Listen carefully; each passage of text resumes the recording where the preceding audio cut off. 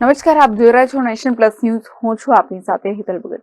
સ્વચ્છતાની વાતો કરતા શાસકો સત્તાધીશો વામણા પુરવાર થયા છે, જેમાં શાળાના બાળકોની આરોગ્યની કાળજી લેનાર ચેરમેન અને શાસન અધિકારીની સ્વચ્છતાની વાતો માત્ર કાગળ પર દેખાઈ રહી છે.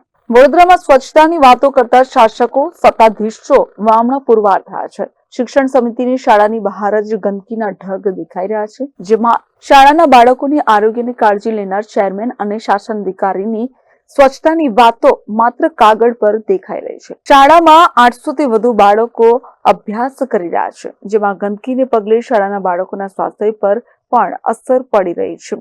એક તરફ રોડ પર સફાઈ ચાલે છે, તો બીજી તરફ શાળા બહાર જ ગંદકીના ઢગલા જોવા મળી રહ્યા છે. સમગ્ર મામલે શાળાના સિનિયર શિક્ષકનું નિવેદન સામે આવ્યું છે, જેમાં પિનાકીન પટેલે કહ્યું છે કે વારંવાર બોર્ડ કક્ષાએ અધિકારીઓને શિક્ષણ સમિતિમાં રજૂઆત કરી છે. રજૂઆતો બાદ પણ તંત્રના પેટનું પાણી હાલતું નથી. બાળકના સ્વાસ્થ્ય પર અસર પડશે તો જવાબદારી અમારી જ આવશે. તો વધુમાં પિનાકીન પટેલે શું કહ્યું છે, ચાલો સાંભળીએ. ખરેખર તમારી વાત સાચી છે. અમને ખૂબ દુઃખ થાય છે, પરંતુ આ બાબતે અમોએ વારંવાર અમારી શાળાના લેટર પેડ ઉપર વારંવાર વોર્ડ ઓફિસમાં પણ જાણ કરેલી છે, તેમજ અમારી નગર પ્રાથમિક શિક્ષણ સમિતિના માન્ય શાસનાધિકારી સાહેબ તેમજ ચેરમેન સાહેબને પણ જાણ કરેલી છે. ચેરમેન સાહેબ બાબતે 2 વાર રૂબરૂ મુલાકાત લીધેલી છે અને શાસનાધિકારી સાહેબે પણ મુલાકાત લીધેલી છે અને તેઓ પણ આ ગંદકીથી ખૂબ ચિંતિત છે.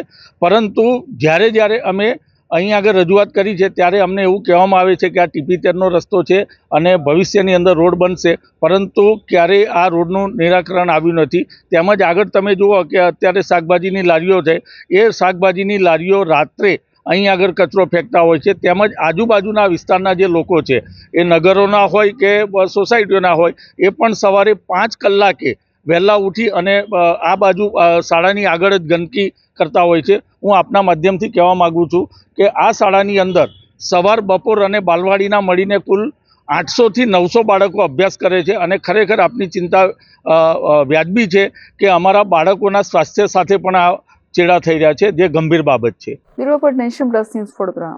સમાચારોના સતત અપડેટ મેળવવા માટે અમારી નેશન પ્લસ ન્યૂઝની યુટ્યુબ ચેનલને સબસ્ક્રાઇબ કરો, બેલ આઇકન દબાવો અને જોડાયેલા રહો ફેસબુક, ઇન્સ્ટાગ્રામ અને ટ્વિટર પર.